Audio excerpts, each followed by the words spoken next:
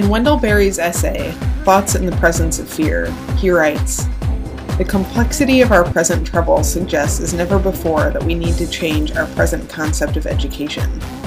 Education is not primarily an industry, and its proper use is not to serve industries, either by job training or by industry-subsidized research. Its proper use is to enable citizens to live lives that are economically, socially, and culturally responsible. This cannot be done by gathering or accessing what we now call information, which is to say, facts without context and therefore without priority. A proper education enables young people to put their lives in order, which means knowing what things are more important than other things. It means first things first. I'm interested in students' verbal descriptions of their writing processes. How do they make choices?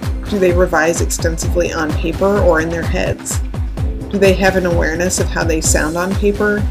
How do they translate thought into writing, or writing into thought? When I ask these questions, it helps them to become aware of their own processes and the implied processes of other writers. They can then ask why other writers or artists or even scientists make the choices that they make in organizing and presenting information.